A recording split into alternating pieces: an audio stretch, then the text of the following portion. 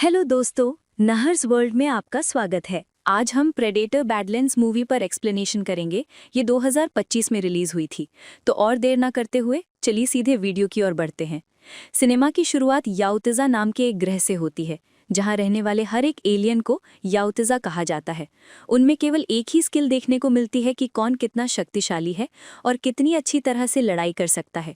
जिस याउतिज़ा में लड़ने की स्किल और क्षमता ज़्यादा होती है, उसे ही सम्मान दिया जाता है और कमज़ोर याउतिज़ा को तो यहाँ रहने की भी अनुमति नहीं है। जैसे ही पता चलता है कि कोई याउतिज़ा कमज़ोर है, उसे तुरंत ही मार दिया जाता है। और हम ऐसे ही एक यात्ज़ा डेक से परिचित होते हैं। वो अपने पहाड़ पर बने घर में प्रवेश करता है, तभी उसका भाई तलवार लेकर उससे लड़ना शुरू कर देता है। क्योंकि वो डेक से बहुत प्यार करता है और नहीं चाहता कि कोई डेक को मार डाले, इसलिए वो डेक को शक्तिशाली बनाने के लिए लड़ने का अभ्यास करवा रहा है। काफी देर उन दोनों के बीच लड़ाई चलती रहती है, लेकिन डेक एक भी लड़ाई जीत नहीं पाता है। उसका भाई उसे और ज्यादा अभ्यास करने को कहता है। तब डेक कहता है, मुझे नहीं लगता कि मुझे इसकी जरूरत है। मैं काफी मजबूत हूँ, लेकिन पिताजी और तुम लोग ये देख नहीं पाते हो। मैं खुद को साबित करके दिखाऊंगा। इस पूरे ब्रह्मांड की सबसे मजबूत चीज का मैं शिकार जरूर करके लाऊंगा और इस पूरे ग्रह पर अपने पिताजी का नाम रोशन करूंगा। उसका भाई बताता है कि पूरे ब्रह्मांड में केवल कालसिक नाम का एक राक्षस ही सबसे ज्यादा शक्तिशाली है। उसे मारना और पकड़ना बिल्कुल असंभव है। क्या तुम उसे लेकर आओगे? डेक तुरंत इस चुनौती को स्वीकार कर लेता है। हालांकि उसका भाई उसे कहता है कि ये काम हमारे पिताजी भी नहीं कर पाए थे। उनकी ही बातचीत चल ही रही थी कि डेक के पिताजी वहां आ जाते हैं, जो डेक को देखते ही गुस्सा हो जाते हैं और अपने बेटे से कहते हैं कि फौरन इसे मार डालो। ये मेरे नाम पर केवल एक कलंक है। डेक उसे समझाने की कोशिश करता है, पिताजी ऐसा मत कीजिए। एक दिन मैं आपके लिए एक बहुत बड़ा शिकार लेकर आऊंगा और आपका नाम रोशन करूंगा। डेक के पिताजी उसे ताने की नज़रों से देखते हैं और कहते हैं, तुम? डेक की ऐसी बातों से उनका गुस्सा और ज़्यादा बढ़ जाता है और वो लेज़र रस्सी से डेक को बांध देते हैं। वो फिर से डेक के भाई को कहते हैं कि डेक को मार डालो। डेक के भाई के पास भी पिताजी की बात मानने के सिवा और कोई उपाय नहीं था। वो अपनी लेज़र तलवार उठाता है, लेकिन डेक को मारने के बजाय वो डेक की रस्सी काट देता है। डेक भी एक पल की भी देरी न करते हुए अपने स्पेसशिप के अंदर चला जाता है। डेक के पिताजी अपने भाई पर इतना गुस्सा हो जाते हैं कि वो उसका एक हाथ ही काट देते हैं। दूसरे हाथ से डेक का भाई फिर से डेक की मदद करने की कोशिश करता है। उनके हाथ में जो स्पेसशिप का रिमोट था, उस रिमोट के माध्यम से वो डेक की स्पेसशिप को जीना ग्रह पर उत्क्षेपित कर देता है, जहां डेक को कालसिक राक्षस को पाना था। यानी कहीं ना कहीं उसे भी अपने भाई पर भरोसा था। डेक जानता था कि अब उसके पिताजी उसके भाई के साथ बहुत बुरा करेंगे, लेकिन इतना बुरा उसने उम्मीद नहीं की थी। डेक के पिताजी डेक पर गुस्से की वजह से उसके भाई को ही मार डालते हैं और डेक टूट जाता है। दृश्य कट होकर अगले दृश्य में हमें दिखाया जाता है कि डेक जीना ग्रह पर पहुंच चुका है। ग्रह में प्रवेश करते ही दबाव इतना बढ़ जाता है कि उसके स्पेसशिप के सारे कांच टूट जाते हैं और खुद को बचाने के लिए डेक एक कैप्सूल में बैठ जाता है। उसकी क्रैश लैंडिंग होती है जीना के जंगल में। डेक एक योद्धा था, इसलिए वो मानता था कि वो बहुत शक्तिशाली है। उनके पास हमेशा लड़ाई करने के लिए तरह तरह के हथियार होते थे, जो डेक ने अपनी पूरी पोशाक में छुपाए हुए थे। लेकिन उसने उम्मीद नहीं की थी कि जीना ग्रह उसकी कल्पना से भी कहीं ज्यादा खतरनाक है और यहाँ की वनस्पतियां भी राक्षस की तरह हैं। जंगल में उतरते ही वनस्पतियां उस पर हमला करती हैं और उसकी पोशाक से सारे हथियार निकाल लेती हैं, जिसके बाद इन वनस्पतियों की बड़ी बड़ी लताएं डेक पर हमला करती हैं। डेक अपनी हाथ की लेज़र तलवार से बड़ी मुश्किल से इन लताओं को काट देता है और इसी तरह वो आगे बढ़ता जाता है। रास्ते में बहुत सी वनस्पतियां उस पर हमला करती हैं। कोई उसके पैर पकड़ता है तो कोई उसे पूरा पकड़ने की कोशिश करता है, लेकिन सारी लताएं काट देने के बाद डेक आखिरकार इस जंगल से बाहर निकल आता है। इस समय डेक बहुत घायल हो चुका था। पहले वो बैठकर अपना इलाज करता है और फिर आगे बढ़ने का फैसला लेता है। अभी भी उसे ये भी पता नहीं था कि कालसिक को पकड़ने के लिए उसे किस तरफ जाना है। आगे बढ़ने के दौरान उसकी ऐसी कई फूलों से भी मुलाकात होती है, जो उसके पास जाते ही उसे नुकसान पहुंचाने के लिए अपना मुंह खोल देते हैं। डेक समझ गया था कि इस ग्रह पर हर कदम बहुत सावधानी से डालना होगा। तभी वो कुछ कदम की दूरी पर पेड़ की डाल पर लटकी हुई एक लड़की को देखता है, जिसका नाम था थिया। थिया डेक को अपने पास बुलाती है और कहती है, तुम तो यहाँ के नहीं हो, तुम यहाँ क्या करने आए हो?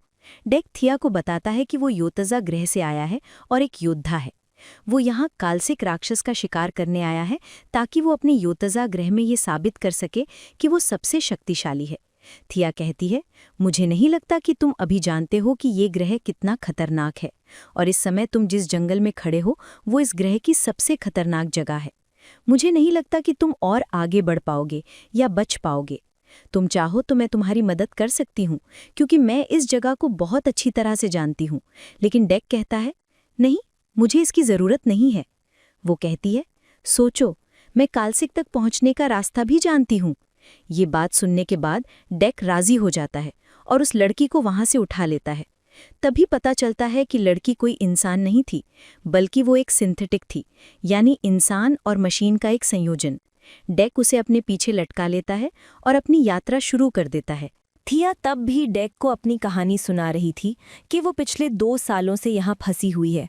तभी अचानक से एक उड़ने वाला ड्रैगन आकर डेक पर हमला करता है और उसके हमले से डेक बेहोश हो जाता है। थिया अपने हाथों का इस्तेमाल करके उस ड्रैगन को मारकर वहाँ से भगा देती है और फिर डेक को होश में लाती है। वो कहती है, अब तो मानो कि तुम मेरे बिना आगे नहीं बढ़ पाओगे। डेक ने अब थिया को अपने पीछे लटका लिया था। चलते चलते उन्हें अब एक नदी पार करनी थी जिसके अंदर थे खूंखार मछलियाँ। वो उन्हें खा जाती, लेकिन थिया जानती थी इन सब मछलियों को मानसिक रूप से नियंत्रित करना, और इसी कारण वो इस नदी को भी सुरक्षित पार कर जाते हैं। नदी पार करके वो कुछ सुरक्षित जंगल में पहुंचते हैं। डेक अपनी सुविधा के लिए यहाँ से लताएं उतारकर उस लता के माध्यम से थिया को अपने साथ बांध देता है। इसके बाद लंबी राह तय करने के बाद वो रात में आराम करने की सोचते हैं। थिया डेक को अपने बारे में बताती है कि उसे इस ग्रह पर शोध करने के लिए प्लैनेट अर्थ से इंसानों ने यहाँ भेजा था।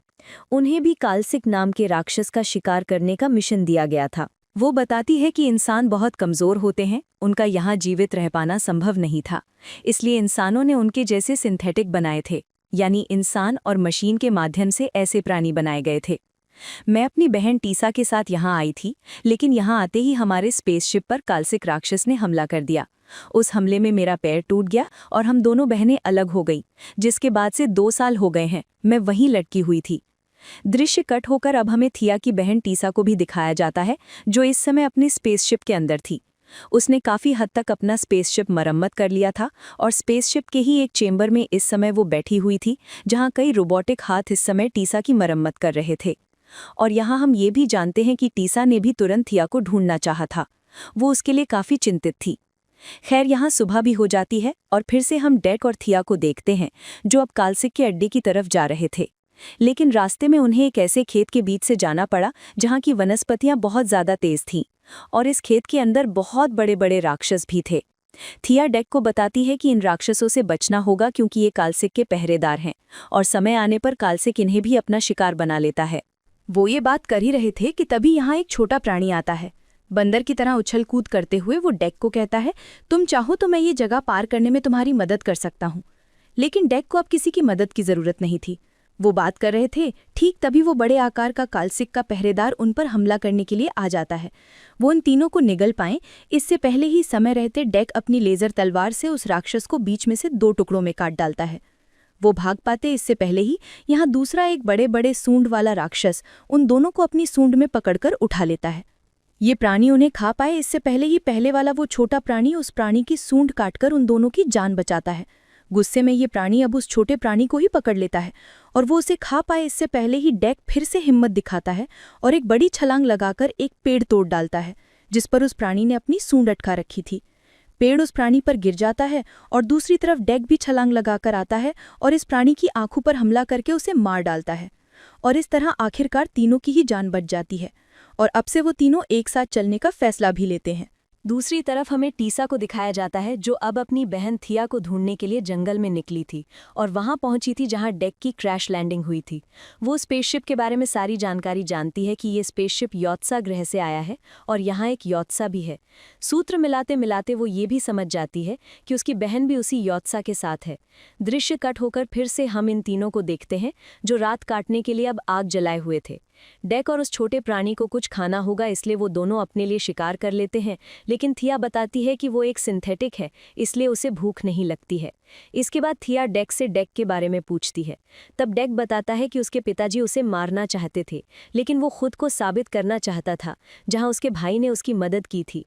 उसने मुझे स्पेसशिप में बैठाकर जीना ग्रह के लिए उत्क्षेपित तो कर दिया था, लेकिन पीछे से मैंने देखा कि मेरे पिताजी ने मेरे भाई को ही मार डाला था और अब मैं किसी भी कीमत पर मेरे भाई का बदला लेने के लिए उस राक्षस को पकड़ना चाहता हूँ और मेरे पिताजी को ये साबित करना चाहता हूँ कि मैं और मेरा भाई गलत नहीं थे। फिर से हम टीसा को देखते हैं, जो अभी भी डेक के स्पेसशिप के अंदर थी। वो यहाँ डेक के हथियार देखती है और उसका सबसे अच्छा हथियार उसे वो लगता है जो किसी भी चीज को बर्फ में बदल सकता था, और उसी का इस्तेमाल करके उसने कालसिक को फ्रीज किया था। जिसके बाद टीसा बर्फ के इस राक्षस को तोड़कर उसके अंदर से बाहर निकल आती है और आते ही डेक पर हमला करती है। लेकिन तभी पीछे से उसी की बहन थिया उस पर हमला करके उसे कमजोर कर देती है, और उसके बाद का हमला डेक उस पर करता है और उसकी गर्दन को उसके शरीर से अलग करके आखिरकार उसे मार डालता है।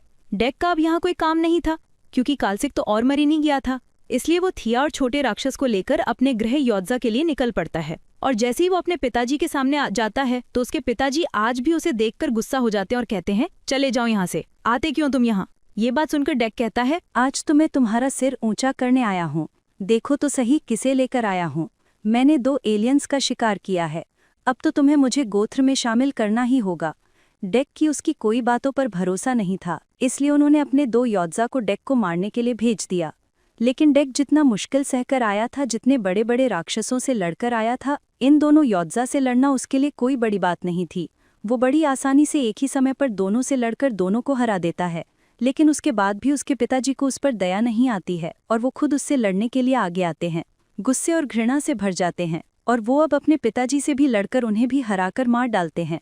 इससे पहले पिताजी उनके गोत्र के प्रधान थे, लेकिन क्योंकि डेक ने उन्हें भी मार डाला था और डेक का भाई पहले ही मर चुका था, इसलिए प्रधान अब डेक बन जाता है और डेक का सब सम्मान करना शुरू करते हैं, क्योंकि वो 2 एलियंस को लेकर आया था।